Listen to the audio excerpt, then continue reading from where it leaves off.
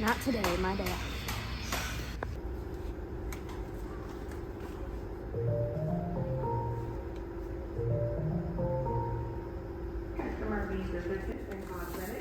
Oh my gosh, what are you doing?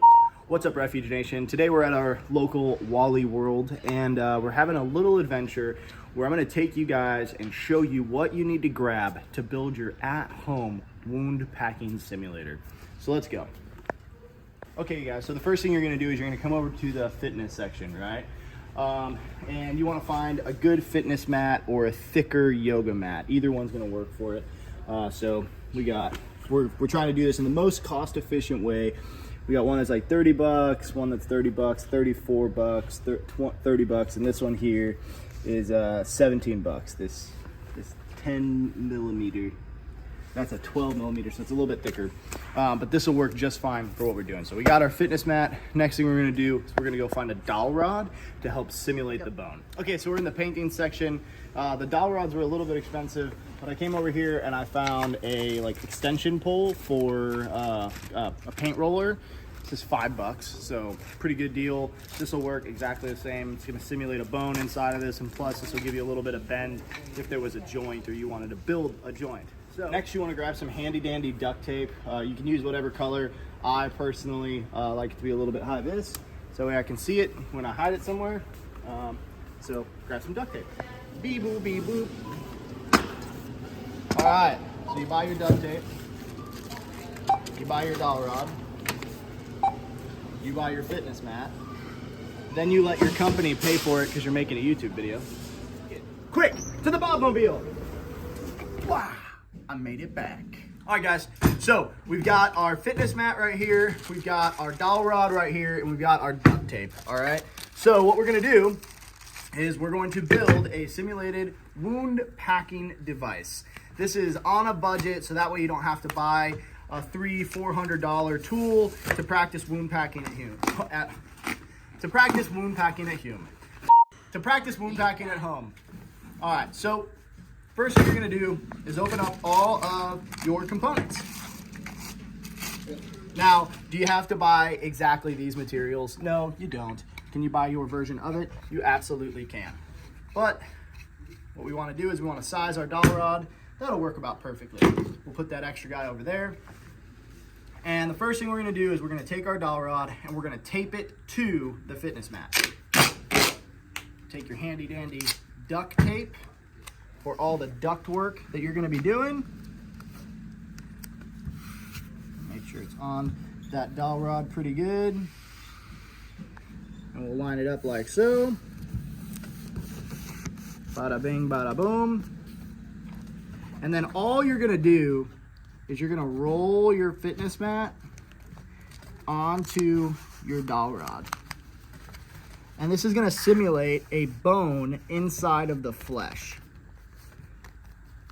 Now, what I like to do is as I've started, I'm gonna take another piece of tape and kind of secure it down. That way it stays nice and tight.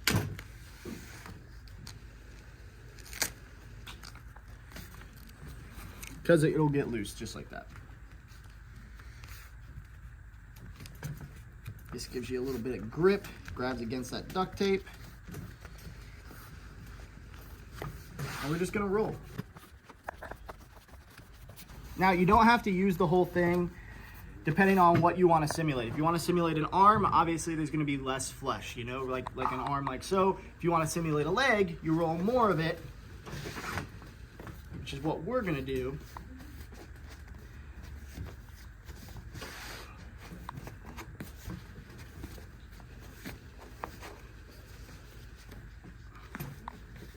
Just like so.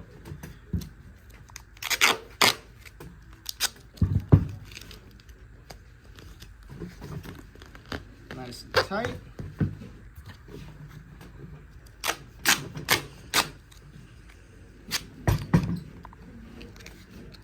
Now it is important that you pull this nice and tight when you're doing it, so that way it doesn't roll back off.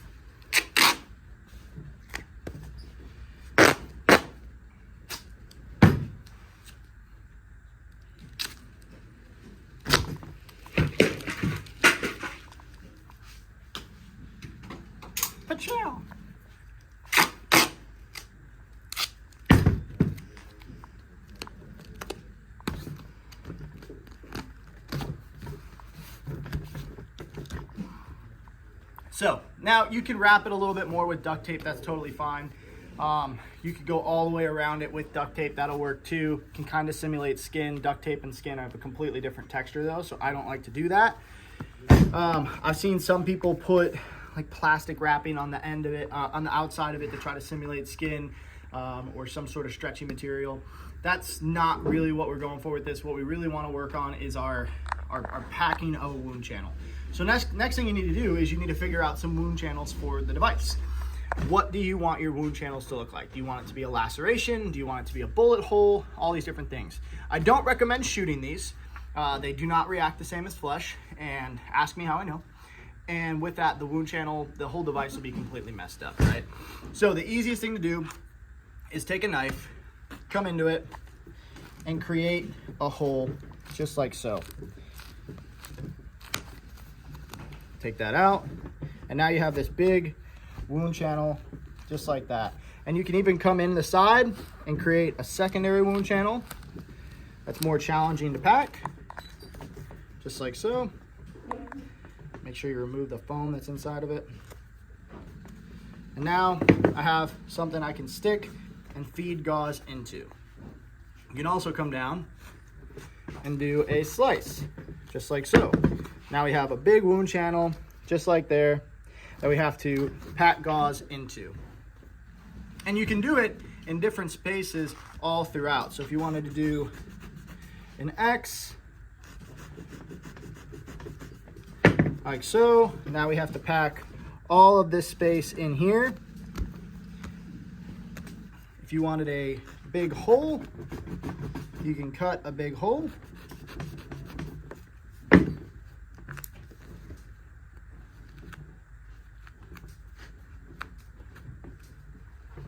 And now you have to fill this giant hole right there.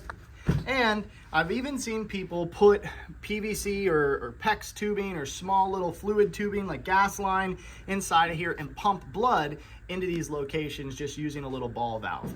You can get really use a lot of ingenuity when building a device like this, and it's simple at home, and I think it costs less than 30 bucks. The mat was 17 bucks, the duct tape was 4 bucks, and this was 5 bucks. So after tax, you're less than $30 into this device that now you can wound pack at home. You can even spray paint it just like the Z Medical ones right here. These are pretty dang expensive.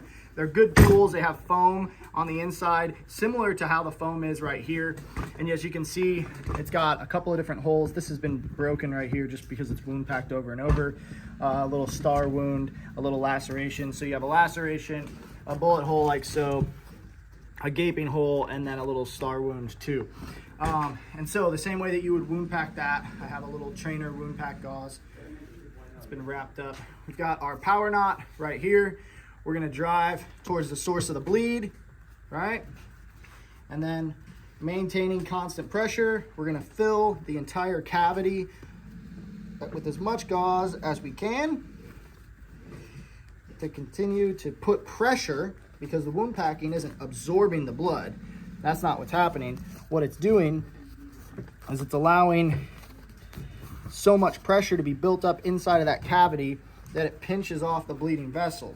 And what I like about this right here is that this top layer almost acts as skin, and so you're having to work under it a little bit the same way you would in a legitimate wound packing scenario. Now, in a legitimate wound packing scenario, it's very likely that you're gonna make the wound channel bigger through the packing process. That's okay. Our main goal is to stop the critical bleed. That way, we can ensure that the person's not going to bleed out and die. So after that, we'll keep some pressure down. We'll grab our handy dandy emergency trauma dressing. This is a North American Rescue trauma dressing here. We'll continue to keep good pressure this side towards wound. So easy, a 6-year-old could do it. And our first wrap, we're not as worried about pressure, we're more worried about placement. Keep it like so. And now we're really gonna get into pressure. I like to do a good twist right over the wound to decrease the surface area. We'll come all the way around. We don't want that Velcro where the wound is, because otherwise it could pull that pressure away from the wound. We want to keep as much pressure on the wound as possible. And that is how you build your own wound packing simulator, as well as do a little bit of wound packing.